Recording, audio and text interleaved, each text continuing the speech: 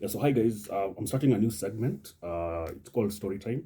These are just stories that I normally write just for fun. I enjoy actually descriptive writing. So I wanted to share with you guys as the first episode, one of the writers that I did way back, I think 3 or 2 years ago. And it's on medium.com. And I just wanted to share and see if we can have a section called Storytime and we see how it goes. So this is the first episode. Hope you enjoy. The article is called The Guardian. So stick around and let's see how it goes. All right. So let's transition to the article, the story. I labored to keep my heavy eyelids opened. My head was heavy and it felt like a burden to my tired shoulders. My breathing was slow and exhausting. I could barely support myself. I remained pinned to the ground, hoping at some point I would summon enough strength to stand. I was lying on what felt like dust. It was grain like, but very soft, very fine in texture. I dragged my hands to cushion my head. The dust particle brushed on my face as a mild wind blew over me. It sounded like something blowing into an empty bottle.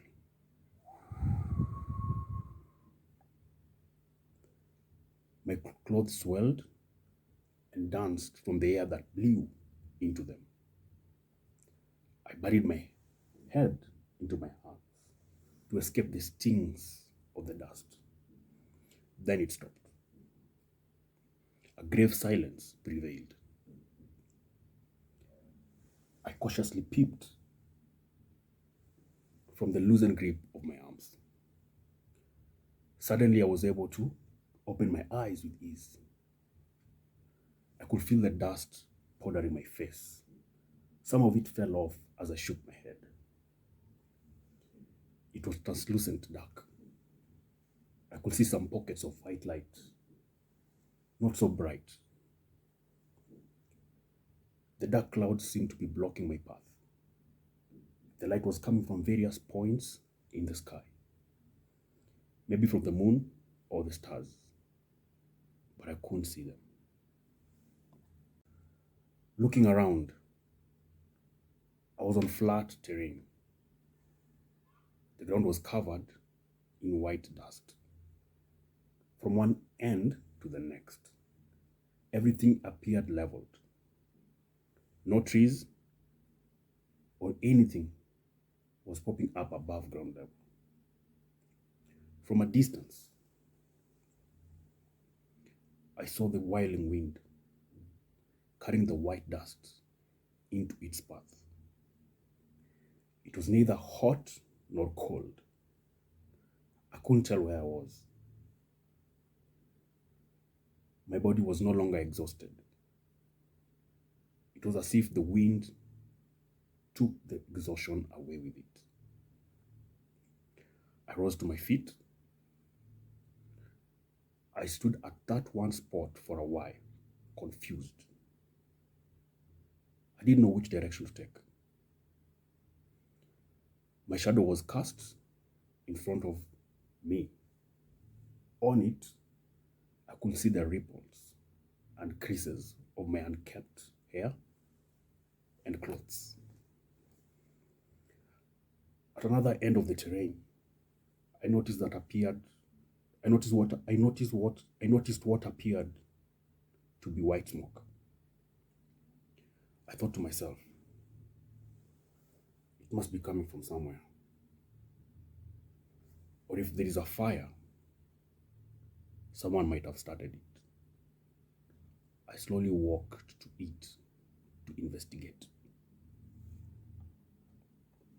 When I got closer, I was taken aback by the mist that was before me. There was neither smoke nor fire. It was an unusual phenomenon. It looked like a mirage at an arm's length reach. Dancing light rays floating above the ground. They seemed to be stuck in one position. My curiosity pushed me to investigate some more. I moved closer, but cautiously. I halted when a bright, blinding light shone out of it. I slightly covered my eyes in a way that I could still observe what was happening. The rays separated and created a hollow channel that had a tiny white spot of light. The white spot grew bigger as it moved outwards. It was as if the channel was giving birth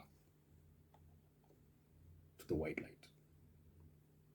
At this point, I was scared. My fear had grown to a level my limbs were paralyzed. I wanted to run, but I couldn't move. I stood there shaking as the light grew bigger and bigger. Beads of sweat dripping on my skin. My body was drowning in sweat, my legs shaking, and my eyes then tightly closed. The light was so bright that my eyelids grew red as it protected my tiny, timid eyeballs. The swooshing sound of the wind replaced the silence. It sounded very close. I felt it blow over my skin, leaving my sweaty body dry and cold. I was still scared to open my eyes. My legs were still rooted to the ground. It was still scared. I was still scared. Scared to open my eyes. My legs were still rooted to the ground. There was a voice. A very soft and comforting voice.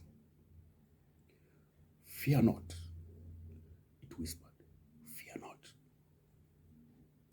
No sooner were those words uttered than I felt no fear. The heavy thumping of my heart turned normal. My trembling legs became steady and my hands were no longer sweaty. I slowly opened my eyes to a stunning wonder. A human-like creature stood before me in glory. Its body frame was covered with light. Its skin glowed from the same light that came from its frame. The eyes glittered in a silver-like glow. It was neither female nor male. Its body was covered in glowing yellowish light, such as the sun rays.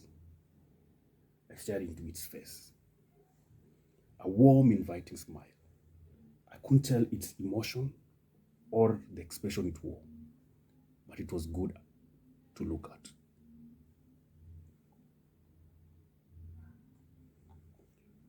Was this God? An angel maybe? Should I bow before it? Was it here to take me away? Was I even worth of meeting God? Or was this the devil disguised as God's angel? Should I repent all my billion wrong deeds? Should I run? Now that I had my paralyzed legs steady. Should I confess all my sins? I had used a curse word the previous night. I had coveted on my neighbor's property, and a week ago, I overcharged a client.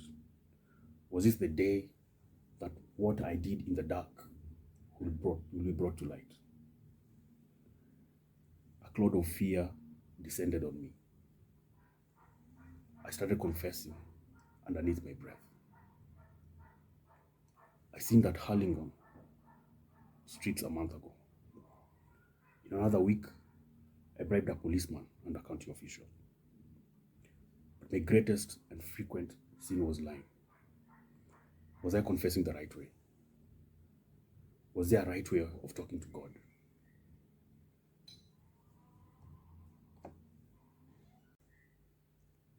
The wind came back in our direction again, this time very strong.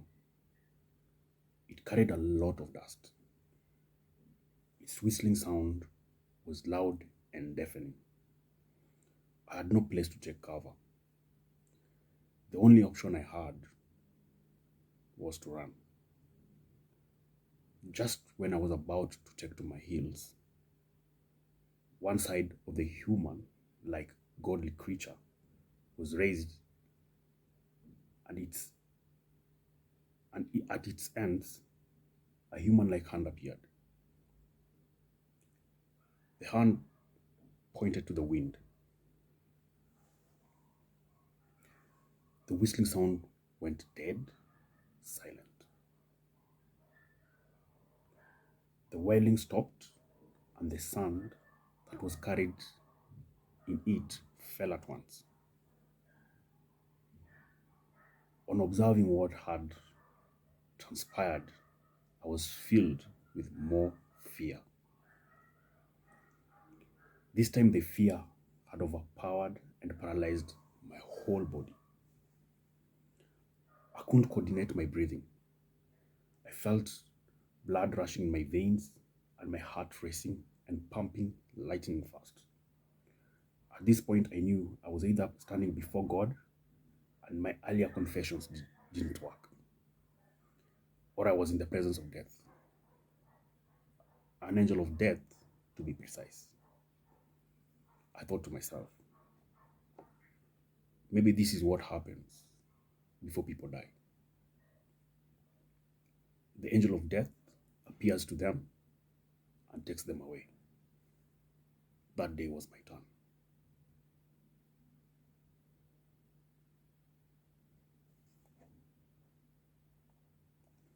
A very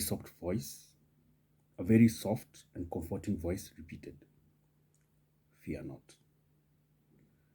This time I saw its mouth move as the words came out. My fear disappeared immediately. I was fascinated with the power it possessed.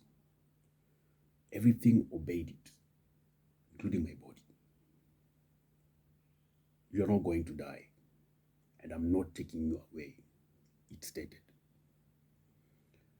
My thoughts were not hidden to it. "I am your guardian," it stated. My thoughts were not hidden to it. "I am your guardian," it stated.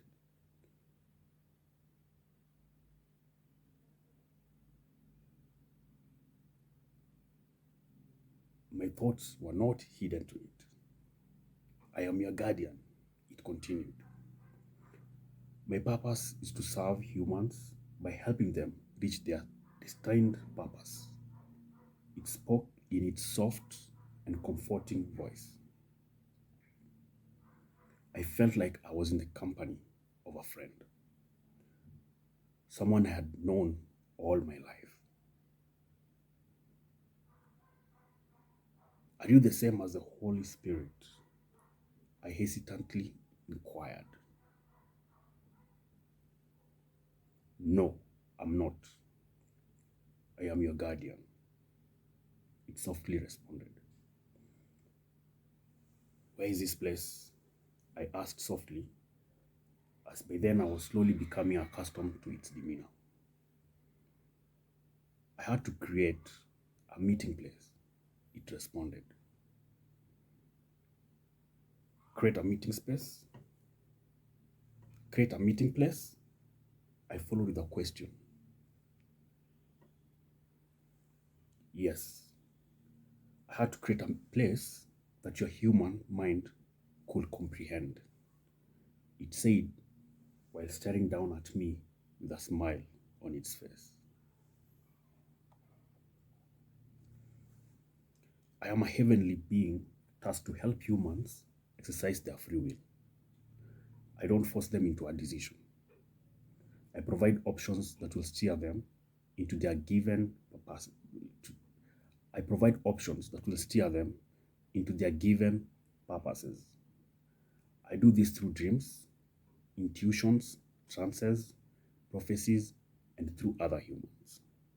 When one loses track of their life purpose, my role is to keep reaching out to them through these avenues until one day they get on track.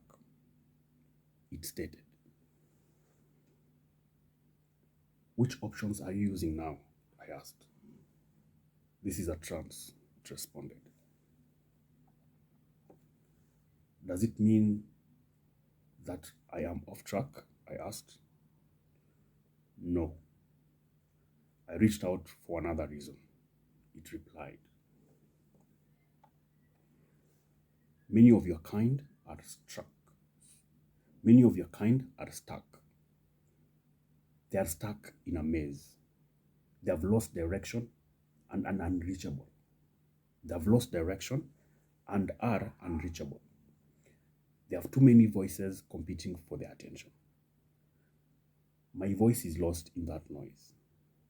My direction cannot get them out of the maze if they keep getting contradicting information. I need you to help in this task, it stated. You are asking help from a human that has neither connection, mass influence, or power. You are asking for help from a mere human being that almost died with fear in your presence, a human being that was almost running from a sun wild wind. You have the power to read my thoughts and command nature to order. You have the power to create a wall of trance, influence human decisions, and you are closer to God than I am. You don't need help from me, a mere mortal that can disappoint you in many ways, a human full of limitations and shortcomings. If you have to choose a human being, there is a better pool to choose from. I complained. Why did you even choose me out of the astronomical numbers of the human population? I demanded. You're right. I need a writer. It calmly responded. What? You chose me because I write. I had forgotten I was talking to a creature that could crush me into pieces by just uttering words. I couldn't believe this. With all its might and power, it hoovered the ends of the earth, bypassing great authors, popular bloggers, and established influencers, just to settle on me. A guy who writes for leisure, has no followers, and might get bored and stop writing. Confused. Yes, I chose you. Right now, you are a nobody in your world. To me, you are important for this cause. Who says you'll remain a nobody forever? It responded. What cause is this? I asked. For a long time, the human race will make decisions from intuition. They will listen to their inner voice more often. They were patient with the process it took to get revelations. They were motivated by challenges, and patience was a virtue they held in high regard. This changed when their desires for more outdid their virtues. This changed when their desires for more outdid their virtues. They became greedy, impatient, lazy, competitive, ignorant, envious, misguided, and evil. They no longer listen to their intuition. They no longer listen to their intuitions. They don't listen to my revelations. They want everything ready-made. They pay more attention to society than I. They live most of their lives trying to impress other people. Their minds are occupied by distractions, things that drive them away from their purpose and me, it explained. If they can't listen to you, how will they listen to me? I asked. Because you're one of them. Because you're a writer, it stated. First of all, I won't call what I do influential, or if it qualifies me as a writer yet. Secondly, I am everything that you have stated. I am greedy, impatient, competitive, envious, misguided, and maybe even more or worse, I replied. I know you are. That's what makes you human. The difference is the difference is that you still listen to your intuition. You are influenced by society, but you question it. You are willing to challenge what you do not agree with. You have the guts to follow your beliefs, and finally, you are writing. It responded with a smile. Besides, you're not the only one I chose for this course. I have several other humans doing the same. They are the course crusaders. They are travelers, a light to the world that trailblaze uncharted waters and paths. They inspire generations, they challenge systems and societies, they keep the world together. The traveler never stops, even when faced with the worst calamity. The traveler keeps its head up, even when shame is cast on him. He is not afraid of being an outcast. He finds new ways of improving himself and society at large. He calls society for its lies. He's not comfortable in the company of fools. He doesn't hide in the shadow of mediocrity. He faces his weaknesses and limitations head on. He is a warrior, a soldier for truth. He has principles that guide him and the people around him. You are a traveler, it stated. Okay, I am a traveler, I repeated. Beep, beep. My alarm clock rudely sent me tussling in my bed. I rolled over, grabbed and turned it off. It was 4 a.m., my waking time. I pushed my body to a sitting position, still distracted by a dream that felt so real. Thank you guys for that, staying tuned for that story. So that's one of many stories that I'll be sharing during the story time. I hope you enjoyed it. I know I'm not an expert in storytelling. I'm not an expert in with the video, doing the video stuff and doing expressions, but I'm learning. So you can give me feedback on how I can improve. But for now, it's just me learning as I go. So this is one of the stories that I've written. If you like it, kindly let me know. I will also share the link to the story just below at the description section. So thank you guys, and I want to wish you a lovely week ahead.